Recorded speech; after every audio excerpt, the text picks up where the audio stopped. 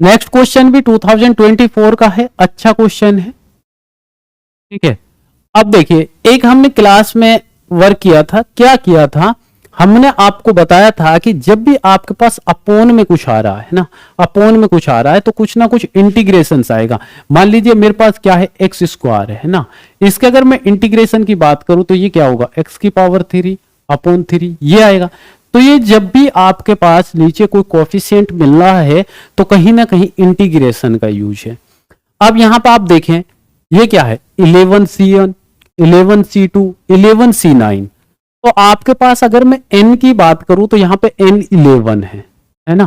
तो हम देखिए यहां पे एक थोड़ा ऑब्जर्व करते हैं कि हमने एक फॉर्मूला पढ़ा था, अगर मैं इसको ऐसे लिखूं 1 प्लस एक्स की पावर 11 है ना, इंटीग्रेशन वाला जब कॉन्सेप्ट हमने पढ़ा था तो ये हमने आपको बताया था, है ना, वहां पे n के लिए बताया था, यहाँ पे 11 है n इसलिए 11 के लिए कर रहे हैं।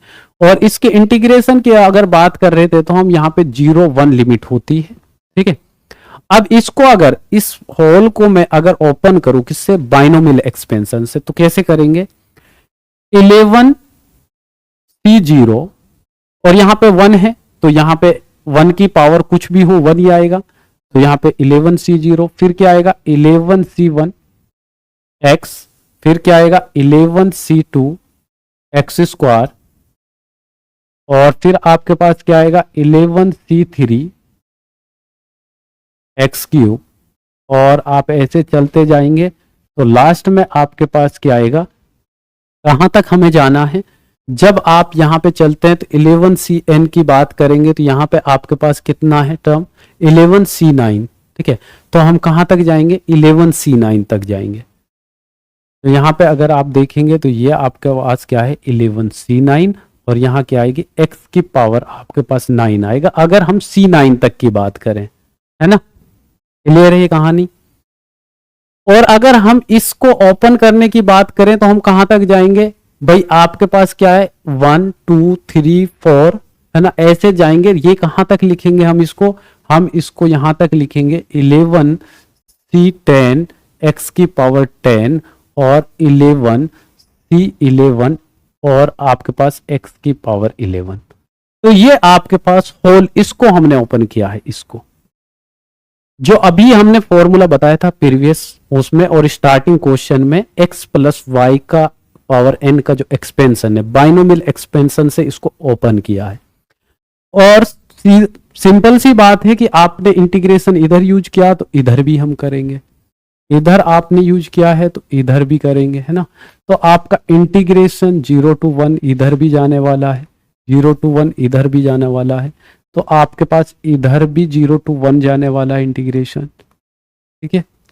तो ये लिमिट मैं ऑलरेडी क्लास में डिस्कस कर चुका हूं क्यों और कैसे होती है ना। अब आप इसमें अगर इंटीग्रेशन लगाएंगे तो यहां पे हमको क्या मिलेगा, ये मिलेगा 1 प्लस एक्स की पावर 12 और अपॉन 12, और इसकी लिमिट है 1 to 0, ये मिलेगा। अब देखिए अगर हम बात करें इसकी तो यहां से मुझे क्या मिलेगा 11cx मिलेगा, है ना, 11cx मैं आपको बता देता हूं 1-2 लिखकर। यहां पे अगर हम बात करें 11c0 तो यहाँ x और इसकी लिमिट 1 to 0, और यहाँ क्या आएगा 11c1 और x square divide by 2, limit क्या आएगी यहाँ पे और 1 to 0, और इधर की बात करें इस पे इंटीग्रेशन 11c2 एक्स की पावर 3 अपॉन 3, यहाँ भी क्या आएगी 1 to 0, और आप इसको लिखेंगे, यहाँ पे मैं लास्ट टर्म लिख रहा हूँ इधर से, तो लास्ट की अगर बात करें तो ये आएगा 11c11 और x की पावर 12 अपॉन 12, ये आपको मिलेगा। और यहाँ पे भी लिमिट क्या होगी आपके पास 1 to 0 या 0 to 1, यहाँ की अगर बात करें 0 to 1, तो ये आपके पास यहाँ आ गया। क्लियर है ये कहानी। अब आप देखिए भाई यहाँ पे भी x है, अगर मैं जीरो वाली लिमिट की बात करूं जो हम माइनस करते, कैसे हम सोल्व करते हैं, अगर आपके पास x है ना 1 और 0 ये लिमिट लगा रहे हैं तो आपको पता होगा कि पहले इसको पुट करेंगे यहाँ पे x की जगह और फिर माइनस करके फिर इसको, तो यहां से क्या मिला 1 मिला, है ना। वही सेम वर्क यहां करेंगे, तो यही सेम वर्क आप यहां करेंगे तो आपको पता है भाई x यहां भी है, जीरो पुट करेंगे, जो माइनस वाली टर्म है वो तो सब जीरो होने वाला है, यहां भी जीरो, तो हमारे पास 1 1 वाला टर्म आने वाला है। तो 1 1 वाले की बात करें तो यहां से क्या आएगा 11c0, यहां से क्या आएगा 11c1 डिवाइड बाई 2, और यहां से क्या आएगा 11c2 डिवाइड बाई 3, और ऐसे हम चलते जाएंगे यहां, और यहां आएगा आपके पास 11c11 डिवाइड बाई 12। अब आप ध्यान से देखिए, जो हमने ऊपर यहां पे लिखा हुआ है यहां हम 1 लिख सकते हैं, क्योंकि अगर किसी के डिवीजन में कुछ नहीं है तो 1 ऑलवेज लिखा जा सकता है, ठीक है। तो अब देखिए यहां पे 11c0 यहां पे प्रेजेंट नहीं है, लेकिन 11c1 और divide by 2, 11c1 divide by 2, 11c2 divide by 3, ये यहां पे 10 तक प्रेजेंट है। कहां तक प्रेजेंट है, तो हम यहां पे और टर्म लिख देते हैं 11c11, और सॉरी ये यहां पे 10 और डिवाइड बाई 11, और यहां पे आपके पास आएगा, यहां पे आएगा आपके पास, यहां पे हम लिखेंगे 11c9 प्लस करके 11c9 डिवाइड बाई 10। तो हमें आंसर जो चाहिए है ना, हमें जो आंसर चाहिए, हमें आंसर चाहिए इस वाले फॉर्मेशन, है ना, इस वाले फॉर्मेशन। तो भाई अब सिंपल है, इधर सोल्व करो इसको, इधर सोल्व करेंगे तो यहां लिमिट लगाएंगे तो भाई यहां भी जो माइनस वाला है जीरो वो हो जाएगा, ये हो जाएगा 2 की पावर क्या हो जाएगा 12, 2 की पावर 12 डिवाइड बाई 12 माइनस, अब जीरो पुट कीजिए तो x जीरो हो जाएगा, है ना, तो ये हो जाएगा 1/12। तो इधर से आपको ये मिलेगा। अब आप इसको सोल्व कीजिए एनसीआर फॉर्मूले से। यहां से अगर हम बात करें तो एनसीआर से हमें ये क्या मिलने वाला है, ये आपको 1 ही मिल जाएगा, ठीक है, क्योंकि nc0 क्या होता है 1 होगा, क्योंकि 11 factorial divide by 0 factorial n minus 0, तो ये 1 मिलेगा, तो यहां से भी आपको 1 मिल जाएगा, है ना। इस पूरे का नाम दे रहा हूं मैं m, कैपिटल M, तो यहां हम लिखेंगे m, है ना, यहां क्या लिखेंगे m।